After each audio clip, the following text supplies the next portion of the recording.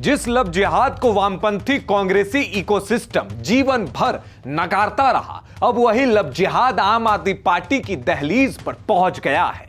जी हां, आप सही सुन रहे हैं। गुजरात के राजकोट में आम आदमी पार्टी की 23 साल की नेता नंदनी की संदिग्ध परिस्थितियों में हुई मौत के मामले में विवाद बढ़ गया है। नंदनी के परिवार वालों ने आरोप लगाया है कि यह आत्महत्या नहीं बल्कि सुनियोजित हत्या है और इसके पीछे नंदनी के live in partner Aslam Hussain समा का हाथ है। नंदनी के परिवार वालों ने बताया कि नंदनी के साथ बहुत ज्यादा क्रूरता की गई, उसे असलम द्वारा मारा पीटा गया और इसके अलावा नंदनी ने सोशल मीडिया पर एक पोस्ट भी साझा किया था और जिसमें लिखा हुआ था, पापा मैं जिंदगी से जंग हार गई हूं। रिपोर्ट में मृतका के परिजनों के हवाले से यह भी कहा जा रहा है कि जब नंदनी असलम के साथ रहने गई थी तो असलम ने उससे कहा था कि वो बच्चा नहीं चाहता है, इसलिए उसने उसका ऑपरेशन करवाकर गर्भाशय भी निकलवा दिया था ताकि वो कभी मां ना बन सके। सोचिए किस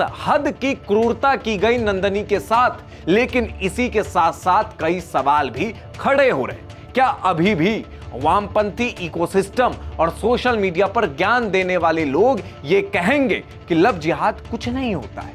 सोशल मीडिया पर यह बहस भी चल रही है कि क्या जरूरत थी नंदनी को उस असलम के साथ रहने की, और ऐसा नहीं है कि वो लड़की कोई अनपढ़ थी जिसे बहलाया गया हो, फुसलाया गया हो, बल्कि वो आम आदमी पार्टी के टिकट से नगर पालिका चुनाव लड़ चुकी थी। इस मामले पर कोई कुछ नहीं कहेगा, आम आदमी पार्टी भी कोई आवाज नहीं उठाएगी, क्योंकि केजरीवाल जी कैसे असलम और उसके कौम के खिलाफ कुछ कह सकते हैं? अगर ऐसा करते हैं तो फिर तुष्टीकरण की राजनीति कैसे करेंगे? और वो महान लेखक भी चुप हो गए जो लव जिहाद को कल्पना मात्र मानते हैं। वो वामपंथी पत्रकार भी चुप हैं जो ये कहते हैं कि इस देश में मुसलमानों को जानबूझकर टारगेट बनाया जा रहा है। जब कोई इंसान अपनी क्रूरता के इस हद तक जा सकता है तो क्या मैं ये नहीं कह सकता हूं कि अब्दुल ही होता है? उसका एजेंडा फिक्स है, हिंदू लड़की को अपने जाल में ट्रैप करो, फिर उसके साथ शारीरिक शोषण करो और जब मन भर जाए तो मार दो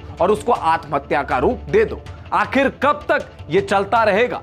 जब द केरला स्टोरी जैसी फिल्में बनती है तो उसे प्रोपेगेंडा कहा जाता है, क्योंकि वो असल कहानी बताती है। इसलिए ये नहीं चाहते हैं कि इस कौम की सच्चाई बाहर आए। लेकिन सवाल अभी भी वही है, आखिर कब तक हमें श्रद्धा जैसे मामले देखने को मिलते रहेंगे? आप नेता का शव मिलने के बाद से मुख्य आरोपित असलम हुसैन समा फरार है। उसने अपना मोबाइल फोन बंद कर दिया है। पुलिस उसकी तलाश में जुटी है। शव को पोस्टमार्टम के लिए भेज दिया गया है और रिपोर्ट आने के बाद ही इस जांच प्रक्रिया को आगे बढ़ाया जाएगा। लेकिन अभी भी आपको यह समझने की जरूरत है कि लव जिहाद इस समाज में होता है, इसे नकारने की जरूरत नहीं है। इस रिपोर्ट पर आपकी क्या प्रतिक्रिया है, हमें कमेंट बॉक्स में जरूर बताएं।